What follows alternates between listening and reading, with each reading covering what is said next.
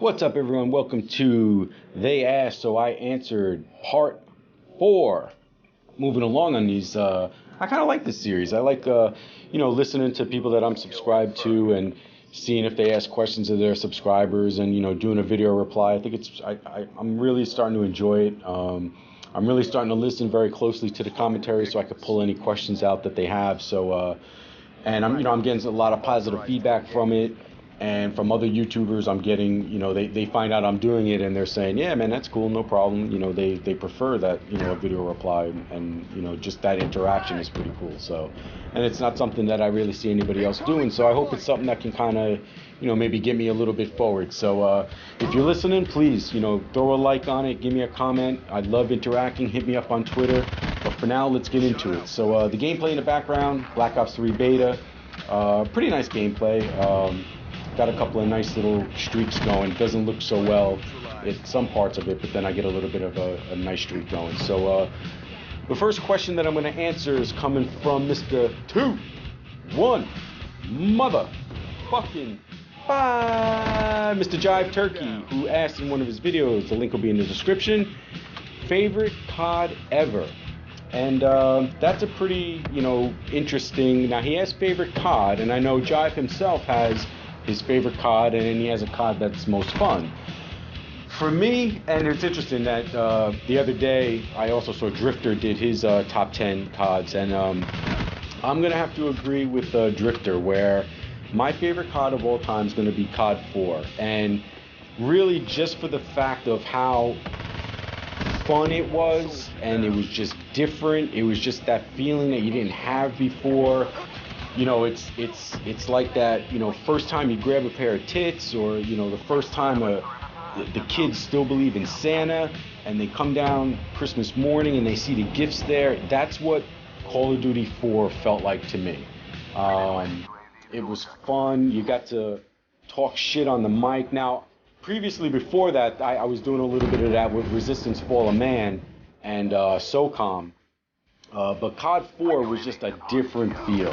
And I'll get back to those two games in another video that I'm working on about how I got into gaming and what I started playing. But COD 4, I mean, just the movement, the shooting, the community, it was just pure. You didn't have to, it wasn't about kill streaks. It was 357 already set up for you. And it was just, headshots times 3, and then, all that shit was going on. And, it was just a fun, good time. And that's when these guys started doing YouTube, and you started watching the guys make the videos, and there was the lot of cool things going on with the commentators coming up, and like Fist and all those guys who started from the beginning. So it was the game that started it all. So for me, that's got to be my favorite. I would love to be able to still throw it on the PS3, and I know there's a way to do it, because when I started up, I get like some error or something like that. I saw a couple of videos where you have to disconnect your cable and then start the game and plug it back in, but I'd love to get on there and just, give it a spin for a little while after all these years and maybe get some videos on it. But yeah, I'd have to go with COD 4, Jive. That's going to be my favorite COD ever up until now. Obviously we have Black Ops 3 coming out soon, and then whatever after. So up until now, COD 4, buddy. The next video that I'm replying to, the link's going to be in the description for Boston Chaos, but there was a couple of guys who touched on the subject. It was Boston, Apocalypse, and Higgsy, and they touched on the subject about, being a closet gamer, or how do you feel about being known that age discrimination, being a gamer, and this and that. So, and I just wanted to touch on it because I kind of feel what they're going through, especially with Boston's recent, what he went through, where I guess he did a video and ended up being on a radio, and they said his real name, and he kind of separated his gaming life from his work life. And for me, my family, everybody knows what I do.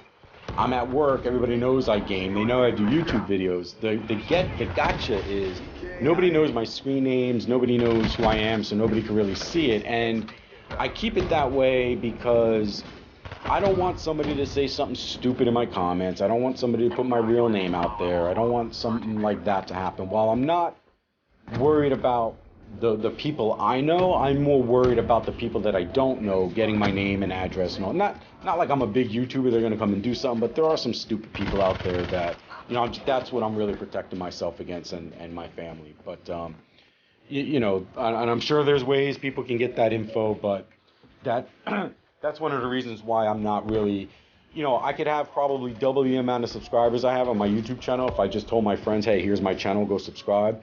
But then one of them, not thinking, would just say something in the comments, and, you know, and sometimes I might do some videos with some stories that I may not want somebody to really listen to that I'm talking about, because sometimes in your commentaries you vent about something in real life, and you know, might not want that person to hear it, especially if they know that it's them you're talking about. So unless you set that up beforehand and they knew and they were okay with it. So as far as the age thing, the funny thing about keeping it separated, though, it's funny, and going back to the age thing, I would say the only person who is totally not 100% this whole gaming and online gaming thing would be my wife. Funny enough, she just really doesn't understand it, and, you know, partially it's because, you know, my fault. I haven't really exposed her to it or anything like that. But I told her if I start making, you know, tens of thousands of dollars a month from it, she'd be okay with it, and so that's the way that's going to work. But that's pretty funny.